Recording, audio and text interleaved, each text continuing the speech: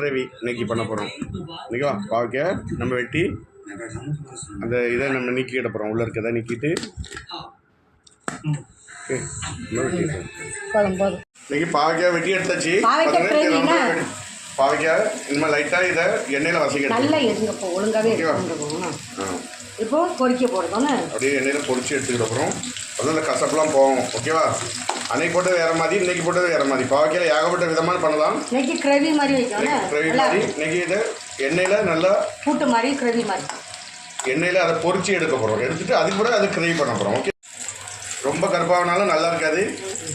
ஓரளவுக்கு பழுப்பு நேரமாக பண்ணுங்க. இதே மாதிரி ரொம்ப வசிக்கிறாங்க நல்லா இருக்காது. ஓகே, அதில் தக்காளியை வசிக்க எடுத்துக்கிட்டோம்னா அதே எண்ணெயில் ஒரு 2 கடலைப்பருப்பு, நம்ம கடலைப்பருப்பு அதையும் நம்ம அதோட போட்டு எடுத்துக்கணும். ஏன்னா இதெல்லாம் அரைக்கணும் பார்த்துருங்க.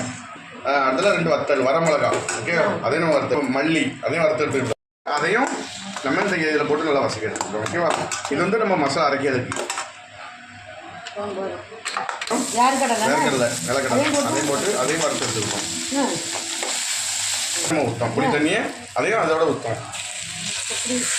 புளி கரைச்சி அதோடு சேர்த்துக்கிட்டோம். ஓகேவா? அதையும் நம்ம இதை நம்ம யூஸ் பண்ணிக்கிட்டோம். நம்ம அதை ஊற்றிக்கிட்டோம். ஊற்றி அரைக்க போகிறோம்ண்ணே. இந்த கடுகு வெங்காயம் கடுகு நல்லா பொரிஞ்சுக்கிட்டு வெங்காயம் நல்லா வசக்கிட்டு அது மாதிரி அரைச்சி வச்சுக்க மசாலா அதில் போட்டு நல்லா பண்ணுறோம். ஏன்னா தால்சா நல்லா பண்ணிட்டோம். அதை இதே அந்த எண்ணெயிலே போட்டு நல்லா வசக்கணும். ஓகே, 2 மஞ்சள் பொடி, மிக்ஸ் மசாலா,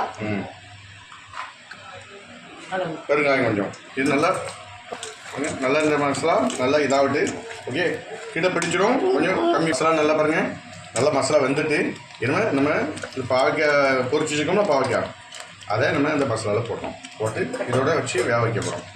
நல்லா மூடி இந்த மாதிரி இதோட வச்சு நல்லா வேக வச்சிட்டோன்னா எப்படி இருப்பாங்க கசப்பு இருக்காது, எவ்வளோ டேஸ்ட்டாக இருக்கும். ஓகே, குழம்பு ரெடி.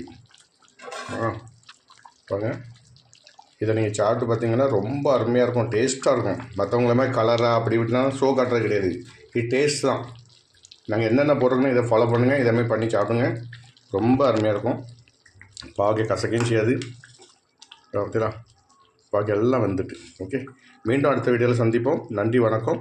ஓகே, இதே மாதிரி பண்ணி சாப்பிடுங்க. நீங்கள் சேனலை பார்க்குறவங்க ப்ளீஸ் சப்ஸ்கிரைப் பண்ணுங்கள். அந்த பெல் ஐக்கானை பண்ணுங்கள். உங்களுக்கு நான் அடுத்த போடுற வீடியோ உங்களுக்கு வந்துக்கிட்டே இருக்கும். ப்ளீஸ் தயவு செய்து சப்ஸ்கிரைப் பண்ணுங்கள். ஓகேவா? எங்களுக்கு சப்ஸ்கிரைப் ரொம்ப கம்மியாக இருக்குது. தேங்க்யூ, நன்றி, வணக்கம். அடுத்த வீடியோவில் சந்திப்போம்.